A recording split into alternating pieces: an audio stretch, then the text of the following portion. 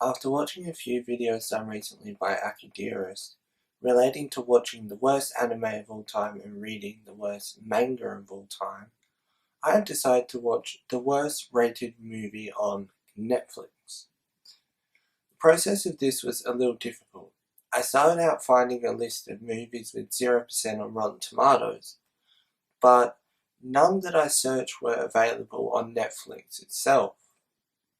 So after finding many movies that weren't on there, I decided the best idea was to try and find a Netflix original movie.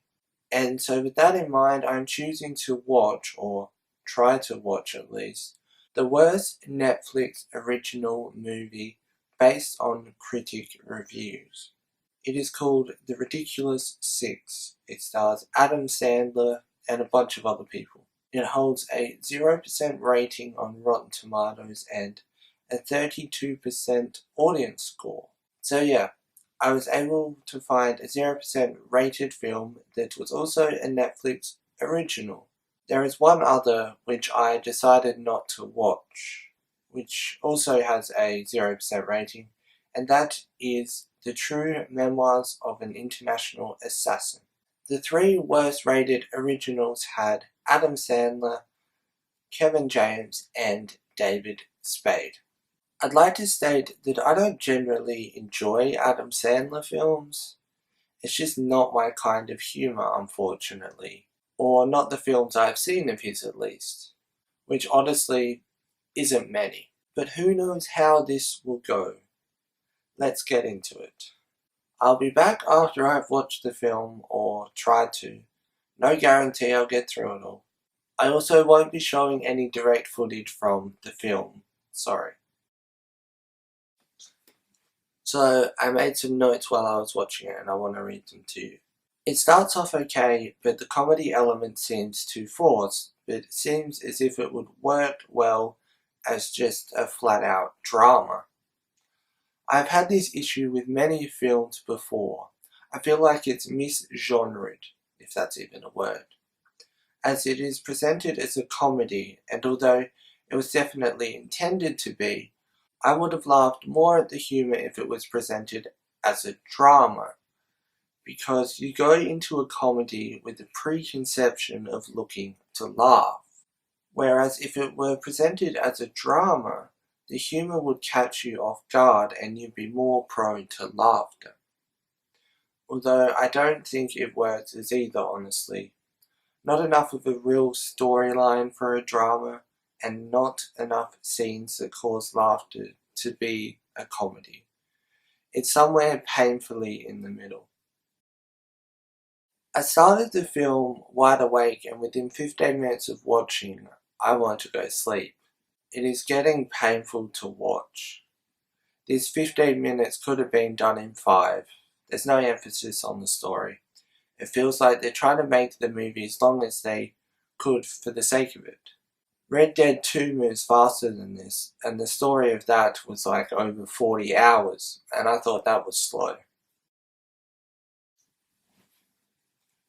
So about half an hour through and I'm stopping.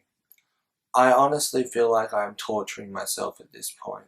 Here's what I thought of what I watched at least. Bear in mind there's only so much you can say or draw from half an hour of footage. But I feel like half an hour is enough time to get the general feel of a movie, and it should be in the general swing of things by then.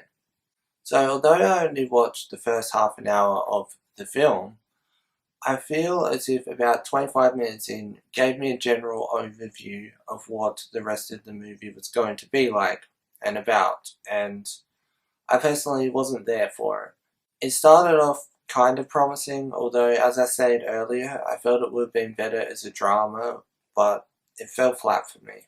I didn't look into it too much before watching, meaning I didn't read the plot or anything. I wanted to go into it without a preconceived idea of what I was expecting. I knew it was Adam Sandler, other famous people, and the Wild West. The whole premise actually is that, well, according to Rotten Tomatoes at least, 6 bizarre and diverse strangers in the Wild West discover that they all share the same father. and the newfound brothers embark on a journey to find their dad.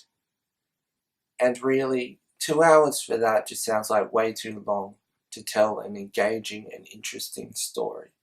Of course, some films do tell, I suppose, similar stories in like a 2 hour span, but the thing with this is that there isn't much of a base really to just draw it out for 2 hours. Like, it's not complex enough to merit a 2 hour film, in my opinion. You can really see the difference between this and something like True Grit, which isn't a comedy but a great example of a western regardless. I mean, I wasn't expecting it to be the best thing ever, but I also didn't expect it to be as unwatchable as it turned out to be. I'm in no way comparing The Ridiculous Six to True Grit. I know that The Ridiculous Six is not trying to be True Grit, but a comedy or anything. No, they're completely separate. It was the first western that came to mind, and I just wanted to, I suppose, compare two westerns really. On a positive note, if you're having trouble sleeping and have Netflix, then this movie is your one-stop shop to get some sleep. I will admit that my general feelings about Adam Sandler and his films likely didn't help when watching this, but I feel as if it showed that if he wanted to, he could be a dramatic actor. There were elements of it in the earlier stages of the film, but it just felt unfunny and a bit too ridiculous. Pardon the pun. If you've seen The Ridiculous Six, let me know in the comments below what you thought, and if you think that I should actually give the rest of the movie a try. I do have a similar video planned sometime, maybe next week or whatever. But yeah, thanks to Akidearest, or Akidearest, however you want to pronounce it, for the inspiration for this, and I'm probably not the first person to do this, but yeah. Thanks for watching. If you are new here, don't forget to subscribe to become a Marsian, and of course, if you did enjoy the video, don't forget to leave a like. It helps it get recommended and such, just helps me try and grow the channel a bit, if you want to do that,